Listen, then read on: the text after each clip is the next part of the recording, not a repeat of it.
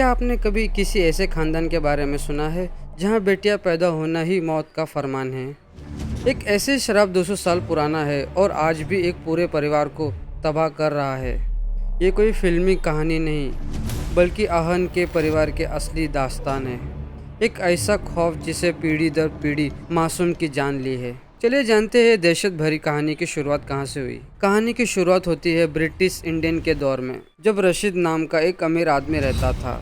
उसके पास सब कुछ था, जमीन, पैसा और रुतबा, लेकिन उसके अंदर एक जुनून था, एक बेटा पाने का। उसके पहले पत्नी से 5 बेटियां थी, लेकिन कोई बेटा नहीं था। इस ऑब्जेक्शन की वजह से पहली पत्नी को बिना बताए जारा नाम की लड़की से दोबारा शादी कर ली। जब पहली पत्नी को धोखे का पता चला तो वो पूरी तरह से टूट गई। गुस्से और दुख में रशीद को उसने बद्दुआ दी थी, तुझे बेटा चाहिए था ना, तो जा, तेरी आने वाली नस्लों में कोई लड़की सुकून से जी नहीं पाएगी। ये कहकर उसने अपनी जान दे दी और उस दिन से खानदान में एक शराब ने जन्म लिया। कुछ दिन बाद जारा को बेटा हुआ, लेकिन खुशियाँ ज्यादा दिन नहीं टिकी। 1920 की महामारी में राशिद की 4 बेटियां एक ही हफ्ते में मर गई। लोग कहते हैं राशिद जैसे ही एक बेटी का अंतिम संस्कार करके आता, दूसरी दम तोड़ देती। वक्त गुजरा, जारा की भी 7 बेटियां हुई और वो सब भी एक एक कर मर गई। दूसरी पीढ़ी में राशिद के पोतों की बेटियां सारा और लेना के साथ भी यही हुआ। सारा को एक अजीब औरत दिखने लगी, वो डर के हमारे खुद को नुकसान पहुंचाने लगी और आखिर में उसकी लाश उसी तालाब में तैरी मिली जहाँ उसे अजीब आवाजें सुनाई देती थी। वही छोटी बच्ची लीना की मौत एक अजीब सपना आने के बाद हुई। उसकी माँ को ख्वाब में एक औरत ने खजाना के बदले उसकी बच्ची की उंगली मांगी थी। लीना की मौत के बाद घर में बेशक दौलत तो आई, लेकिन परिवार ने अपनी बेटी खो दी। अब तीसरी पीढ़ी में आहन की बिन रबिया की तबीयत खराब हुई। उससे भी वही औरत दिखाई देती है जो पहले की लड़कियों को दिखाई देती थी। घर वाले हर कोशिश कर रहे हैं, लेकिन कोई दवा या दुआ काम नहीं आ रही। घर में आज भी अजीब परछाइयाँ और भारी वजन महसूस होता है। दोस्तों, ये कहानी हमें ये दिखाती है